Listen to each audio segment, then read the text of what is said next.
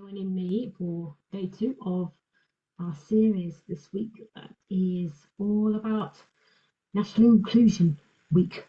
So, inclusivity, specifically in the workplace. So, we're looking at text to speech and text aid today. So, it'll be about half an hour of taking a look at text aid and the benefits it has using its tools for people in the workplace who have different differences, difficulties at work for whatever reason, not necessarily a disability.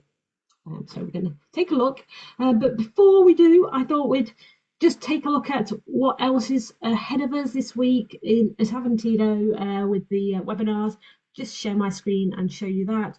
Our website is the place to go to find out what we're doing, what we're up to, and including webinars, and sometimes we're even out and about in places. Oh, we're on a website, we'll look at that in a moment. I'll just go to the Aventido events page. This is where you can find out what's on and also register for the events. Maybe that's how come you're on this webinar today, or maybe you got an email from us with the information. But this is the first place that we put the information, so this is the first place to find it. So we're on episode 2 of National Inclusion Week there, and Izzy has done a webinar this morning all about iView learning. Tomorrow we're talking all about typing, really, with using Likey, writing composition, help with writing if you're at work. So, and then we're moving on to episode 4 on Thursday, and that is, that will be Pro Workspace with Sam. And then on Friday, Rosie is doing a webinar all about EV notes, so voice to map technology, which is fairly new, interesting webinar that is. So that's, I just thought I'd show you that that page in case you didn't know, and we will also take a look at another website because I've mentioned it's the National Inclusion Week and we're talking about text to speech today, so I thought we'll start off by just having some of this website read aloud to us using text to speech. We're using what we call the text aid web reader. I've installed it as a bookmark on my laptop. I'm on a laptop, but you could also be doing this on your phone as well. It's a toolbar, a floating toolbar that you open by clicking on the bookmark, and then you can have text read aloud. So if you've got a difficulty for whatever reason with reading, maybe the speed and fluency of your reading, or knowing how to pronounce the words, or comprehension of the reading, it's very useful. So if I want to have this read aloud, let's listen to what National Inclusion Week is. I'm going to select it with my mouse and the box pops up. So I don't have to go over here to click play. I could do if I wanted. I'm going to click and let's... What is National Inclusion Week registered trademark? Founded by Inclusive Employers in 2013, National Inclusion Week registered trademark, NIRW, is a yearly event that takes place every September that is dedicated to celebrating inclusion and taking action to build inclusive workplaces. Yeah, it's inclusive in all areas, whatever inclusivity, not always disabilities, which we talk about a lot at Aventido. There's lots of other ways that you can be inclusive in the workplace. We were using a fairly new voice there called Jude. I really like his voice. I think it's a nice natural sounding voice made by Reed Speaker and using text aid. And it's highlighting the words that I selected are all in green, and then each individual word as it's being read is in blue. You can change all of that. You can change it in text aid as well when you're using text aid. But for the bookmarklet, you just click on the menu and then you can go to settings to change that. You can change the reading voice if you don't like Jude. You've got a big choice of voices there, different languages too. And you could also, if you find it hard to actually see the words on a website, maybe you you have a visual impairment, or they're just not clear for you. Maybe you're on a small screen, you're on your phone, and you can't see the words very well, and it's easier to follow if you're listening and looking at the words. You can enlarge them by just clicking on the enlarged text. And you also don't have to select them with your mouse. If you want to just have one area read to you, you can. Just make sure that the click and listen buttons selected. So this is on my computer. We could be doing this on my phone easily as well. I'm just going to click here and listen. National Inclusion Week registered trademark offers an opportunity to spark conversations and inspire thinking about inclusion across your organization. It serves as a platform for discussion. So there's Jude reading a little bit more, but this time making the text nice and big so it's easier to see and to follow. I didn't change the background color or anything. Maybe I should have, to show you some of the options, but it's very useful. I'm going to just bring on my phone screen here just to show you. I've just noticed there's a question. Let's have a look at the question. How is this different to using read aloud in Edge? It is very similar, but I don't know if you can use that. Chris, correct me if I'm wrong. I don't think you can use it on a phone. Maybe you can. I'd be really interested if you could, because that's really good. Because everyone's got access to it, haven't they? But I don't think you can. But this is my phone that you can see on the screen now.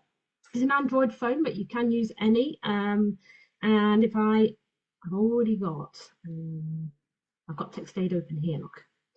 Because TextAid is a web app, you can use it on all devices, including your phone. So there's my TextAid account, which we will look at on my computer in a moment. I just wanted to start off by looking at websites, and I'm going to open a Wikipedia page with text on. Just the built-in reading tools on a phone. Hurrah, Chris. It's got one thing with using the on a phone, this TextAid bookmarklet is it's easy to access. I think free stuff is getting available more and more, isn't it? But I find that yes, you can have things read easily using Google and Microsoft. You can do that, but then if you want another tool, accessibility tool, you've got to find out where it is. Whereas something like TextAid, it's all in one place. You know what I mean? But it's a very interesting discussion. I like to have a chat about text-to-speech, free and paid for solutions, because of course, you know, as time goes on, it's getting more and more available, isn't it? Which is good news for access for all. Right, where was I? Right, I'm going to open the TextAid bookmarklet. So it's just going to open a floating toolbar like we've seen earlier. There it is, to have the text read. Now I'm going to use that click and listen button just because then it's easy to select some text. So I just tap and it's going to read now. Hopefully you'll be able to hear it. By concatenating pieces of recorded speech that are stored in a database. Systems differ in the size of the stored. So there it is, reading the text aloud on a website on my phone.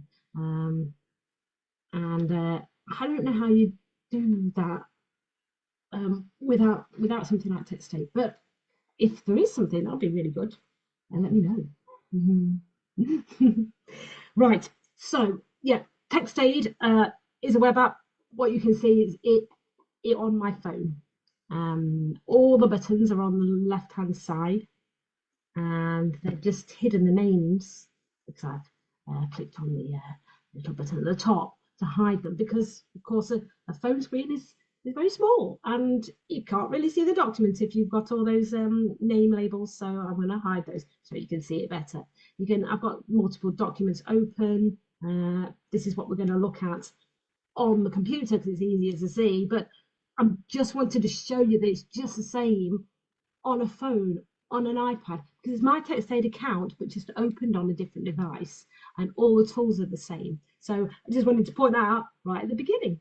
Right, let's close that and move swiftly on to actual TextAid on my computer. So we looked at this website, had things read. So if you need things reading on a website, very useful. But you can have everything read, including long documents, which can be an issue. In the workplace, if you've got a difficulty with reading because you can't see the words very clearly, you've got problems with your eyes, you're dyslexic, you struggle to concentrate, you've got ADHD, something like that, you've got Earlham syndrome, you get headaches from looking at a screen a lot, having the text read aloud is going to help, and it's going to speed up your work as well, make you more productive because you'll be able to do it more quickly maybe than you can. Also, there's tools to help you process that text as well, because you might have difficulty with processing. You can maybe read it, but it goes in one ear, out the other, and then you panic because you've got a meeting to go to feedback on a report that you meant to have read. You read it, but it's nothing stayed in. So I'll show you the reading side of things, but also some tools that are going to help with summarizing and understanding what the text is all about. This morning, I received an email from someone I know who found this article all about ethical use of AI in education. And she said she thought I might find it interesting. So she sent it to me as an email. And what I did was I uploaded it into TextAid so I can have it read to me, and I can also make some annotations on it to help me with my reading and comprehension. So I'll show you in the email that I received. So I'm going to just go to my Gmail. So I thought this would work really well because I can show you how it's like it can be used all over. We've looked on a phone, we've looked on a website on the phone, website on my laptop.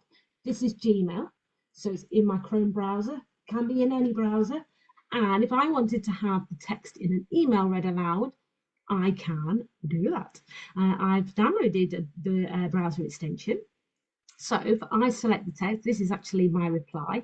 And I can right click and it says read selection. I can click and it will read that aloud to me. Hi Yvonne, great to hear from you. The research document looks very interesting. I've read the main findings as well as taken a look at some of the resources. So there is my the start of my reply. So I can use that for proofreading. So I'm not worried about sending an email with errors in, because maybe, well, like me, I'm dyslexic. I might have missed words out, typed the wrong word, something like that. I have text. I have light key switched on my computer, so that will helps with composition, and we're going to have a look at that tomorrow in this time for National Inclusion Week. But yeah, it's reading it aloud to me. It can also read the email that Yvonne sent to me, and then I downloaded the document that she attached to the email. It was a PDF. So I uploaded it into my TextAid account. I'll show you how I did that. So I thought it's going to help me get through it more quickly if I upload it. So I went to library on the left-hand side and clicked upload document. Now I did actually upload it. It's just the fourth one on the list. I could have put it in my workplace documents folder if I thought that was a more sensible place to put it, but I didn't. I just put it loosely in there. I clicked upload document, and then I actually clicked select document. I could have dropped it into the box. I could drop 10 documents if I wanted into there, and they'll all be added into my library. And that could be a Word document, a PDF, some slides, something like that. Can all be put in, and then they can be accessed in TextAid to have the text read aloud. Now, I've been having this read to me. I've already listened to Jude's voice, so on the right hand side is where you can change the voice. I have many voices. That's just because I demonstrate it to people all over, and because I'm demonstrating every day, I need those.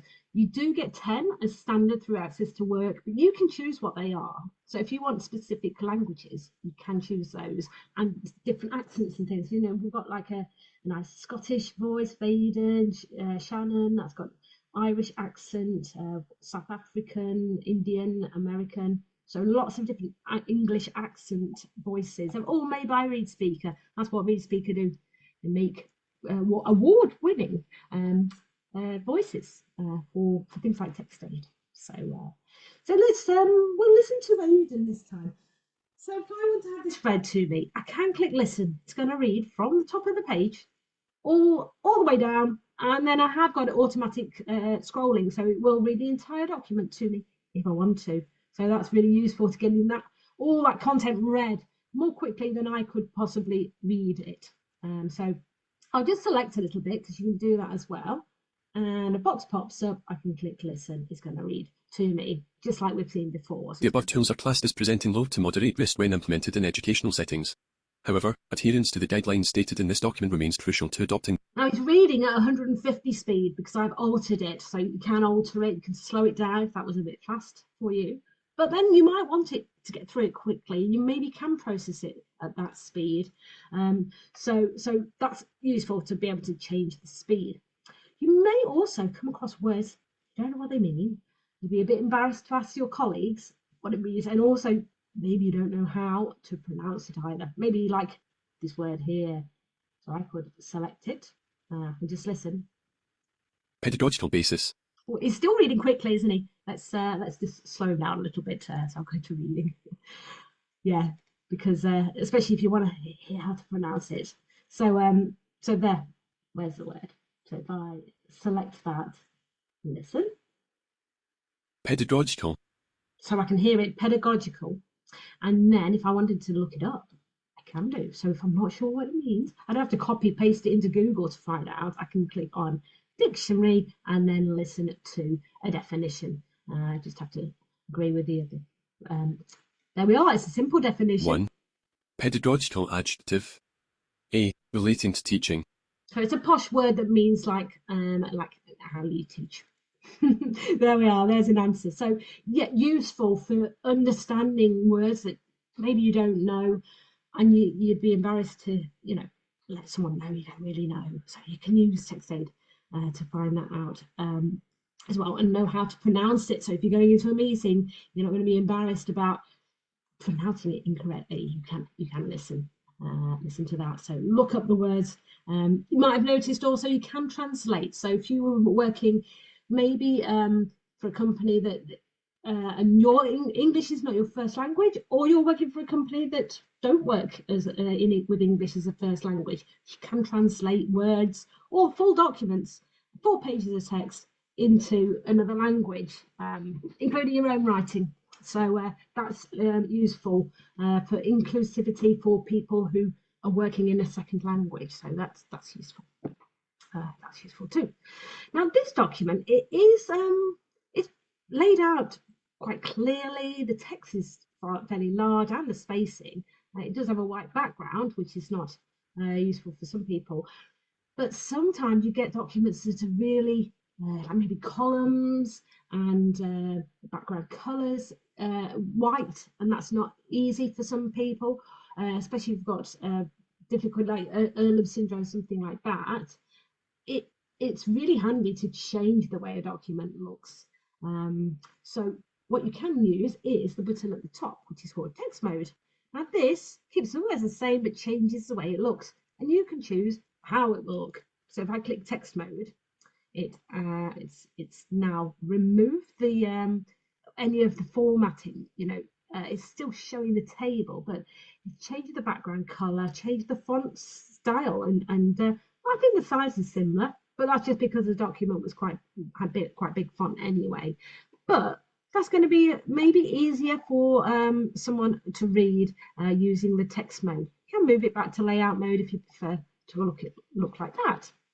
And to change it, the tools in text aid to customize are the bottom left. So while reading, where I changed the voice speed a little bit earlier because he was reading a bit too quickly for me, as Aidan, we've got text. So this is where you choose what it looks like. So you could have red text and a black background if you wanted. It will show you what it will look like. The size of the text can be altered and the style. If you prefer, maybe a Comic Sans or an Arial or what was that one? Helvetica. And the spacing as well can be altered. So you can choose what all your documents look like. and they're going to be easier for you to follow with the settings that you like. I'm not a dark mode person. I know many are, but I'm going to move back to a yellow background just because I prefer that. Now you use that text mode setting for looking at documents using those settings. So let's go to another page, and then I could click on text mode to, where's the text mode? Here we are, to take a look at it in a setting that's a bit easier for you to follow, useful. It also uses those settings if you're doing your own writing. So if I click on new text and open a new tab, look, and give it a name, and you can do your own writing here. So I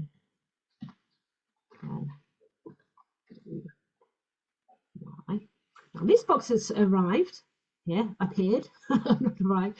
Appeared is word prediction. I've got it switched on. It will help you to find the words you need, and you can listen to them to make sure that it's the word you were after. So you can click on the speaker to listen to the word. And you can click on the number. So I could click on number 3 if I wanted to use the word mysterious. Mysterious. But I'm not actually going to use that because it was my own writing. And oh,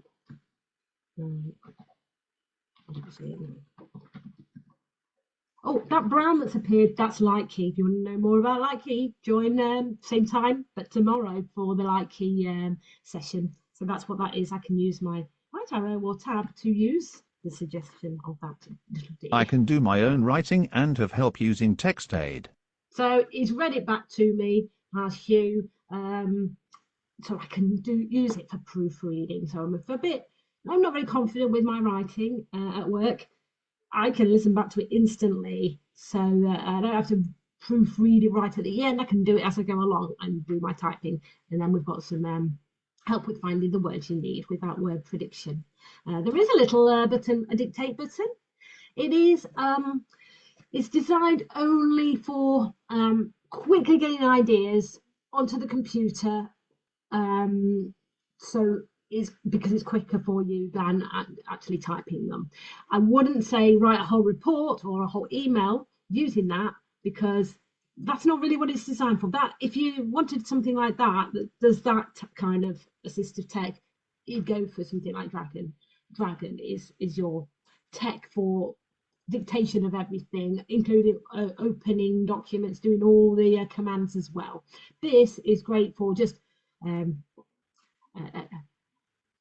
I have a really great idea and I need it written down. There we are. And I can just insert that text. So just quick ideas, click on it, add it in. It's quicker than writing. That was much quicker than me writing all of that there. Now, I did say there is also some help with processing that text as you're having it read, because you might read it, but actually none of it's going in because you struggle with processing. You can use 2 tools. We've got the annotations tool and the highlighter tool. So we'll take a look at the annotations tool in a moment. We'll first look at highlighter. Now, highlighter, you click on it, and what it does is the toolbar appears. You've got 3 colours to highlight important bits in. Now, if you're colourblind or you find the colour contrast tricky to see the difference, you can select show highlight borders, and then it also, as well as the colour differences, shows different styles of border so that it's maybe a bit clearer for you to see those highlights. So I can listen to the text, and while I'm listening, I can highlight the important bits that I would like to take out of this report, because then I'll be really quick at reading the important bits back again, maybe later on in the day or the following day, or to give to somebody as a summary. So I can listen. I'm going to just click on the arrow there so I can highlight the text. Listen. As we become more aware of the profound impact AI is having, and will continue to have, on education and training, it is important that educators and institutions act deliberately to ensure it narrows rather than widens existing. So I'll just pause here, I'll just click pause there. You can skip forwards and backwards 5 seconds as a sign. So I might say, oh, I want this bit. It's very important that in red. Okay, and then I can carry on listening and highlight bits in different colours, or maybe a bit more in red. You know, maybe you're not bothered about the colour. Just highlight those important bits, and then when you've finished listening to the entire document or just the page, maybe you can collect those bits. Now I'm going to collect all the colours, the whole document, and by the position in the text, I could group them into like the colours I've chosen, but this time I'm just in the position of the text. I don't want to show the colour indicators. I don't want to show the borders. Right. Collect and download. It's opened another new tab called Untitled Text. You can, of course, save it with a more sensible name. You can edit all this text as well, and it shows what page it's from. And it's just, I've already highlighted other bits as I was listening and reading it earlier this morning. So I've got the bits that I thought were particularly important in a document. So then I could maybe print that off, or I could save it. I could save it as a PDF or a Word document. This information there. So a useful tool, I think, for summarising and for also helping you process text when you have to read something at work and understand it and be able to talk about it in the future. Another thing that is useful for understanding and processing text, well, it's two things actually. In tools, there is a reading ruler and page mask. They're useful for people who struggle with focus. So maybe they're at work, they've got ADHD, they're easily distracted, they're looking at other things on the screen or somewhere in the room. If you use a page mask as it's reading, you're not going to find that, oh gosh, I've missed the last 2 paragraphs that were being read because I was distracted. You've got to move the mouse as it's being read. So because of that, you're more likely to be looking at the words and listening and processing. So this is fully customizable. You don't have to have it blue with a white inside. You can choose the color, choose how transparent it is. It also helps with focusing if you've got a visual impairment too. So that's in tools. You've got a page mask and a reading ruler. But the other thing is annotations. I think annotations is useful for a few reasons. One, making notes while you're listening, so you can maybe highlight bits. Maybe choose a color, highlight a bit of the document. You can use boxes. You might change the color again. Choose how thick that is, how transparent it is even. So you can draw boxes there using those. You know, post-it notes and put something. This is really. Oh, there's that box again, helping me find words. Oh, it's got off the screen. Move across. Oh, let's listen. Interesting. Yes, I want that. I'm going to click number 3. Let's put it in. This is really interesting. 1, 2, 3. This is really interesting to me. Now, we've got a different lady speaking then. That's because she is, I've set her as my default voice. So she's going to be reading the text in the box. I think this is a useful tool for if you, maybe you have 2 languages. I've spoken to Welsh speakers who find that that's really useful because you might be typing in one language in the box compared to the actual document, the language of the document. So that's a little useful tool for that. Like 2 different languages, voices, depending on whether you're typing or listening. So that's that. So yeah, you can add post-it notes. I just click on the tick, it puts it on the document, saves automatically. Everything is saved automatically, all my annotations and things. So that's useful for making notes on a document. What it's also useful for is filling in forms, which is a challenge for many people, and maybe they're feeling a bit embarrassed. Maybe their difficulty at work is their handwriting is really bad. They've got dysgraphia, or they're just messy handwriters. Filling in a form is hard work. Also, if you've got dyslexia or your literacy skills just not very good, and you're worried about spelling things wrong, maybe punctuating things wrong, that sort of thing, or reading the questions on a form. really difficult, especially if you're dyslexic or English isn't your first language. You can upload a form. I've already got one in my library, so I'm going to open it and then complete it and then print it off and send it, or send it without printing, just make it into a PDF. Where does information go? Is stored? Is it in the UK, Europe, or America? Great question. There are servers in Europe, in Sweden, and there's I think in the Netherlands as well. The head office for Read Speakers in the Netherlands. There is a server in America. The server's in America, but that's for users in America. If you're using them in the UK, the server will be, there's one in the UK, or it might be held in Sweden, but they don't keep your information. I've got a document all about GDPR, personal details and things like that. I can send that to you, Chris, if you like. It covers everything, all about the data and what we speaker use and things like that. I'll find that. Actually, I'll include it in the email to you all so that you've got that if you need it. So I'll open that document on, I think it's in. Let's go into our workplace document. Yes, here we are. We've got a form that needs filling in. So it might already be on your computer and then you can just upload it. Or if it's not, if it's a physical form, use TextAid on your phone or a device that's got a camera, or take a photograph with your phone and then maybe you've linked up with Google Photos, something like that, and use image to text, and then it will be uploaded. You just have to use image to text if it is an image, but it uses the same tools to make it accessible, that OCR. So if I wanted, I've already started filling this in. I need to have this read to me. I can select it. Listen. Here's Alice. I, the proposed premises user, hereby give notice under. You can listen to it. You can look up the words if you don't know what they mean, and then you can use annotations tool to complete it. So right, okay, I'll type it in. There we are. Wilcox. So I can type in my information, saved automatically, and then I can click print and then print it off.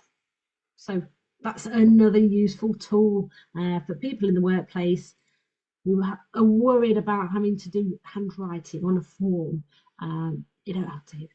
You don't have to worry about understanding the questions you have to ask anybody. It's all about working independently, and as a result, feeling more confident and not feeling that you have to be embarrassed about asking, questions because of your difficulties.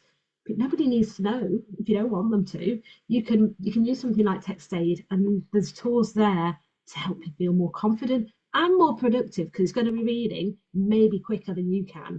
And you can listen to it, on the commute home if you've run out of time, which might be another difficulty you have. You work more slowly because of the challenges you have. You can use TextAid out and about because it's portable on any device, including your phone. I think that concludes my session all about TextAid, text-to-speech, helping people in the workplace. So it's an inclusive environment for people who have difficulty with reading and processing text and words and summarizing and things like that. If there's any other questions, I'll happily answer them. But if not, we will end it there. And so, yeah, I answered the question about where it's stored. Yeah, so I'll be in touch with that information in the email, in the follow-up email, all about GDPR, personal details and things in TextAid.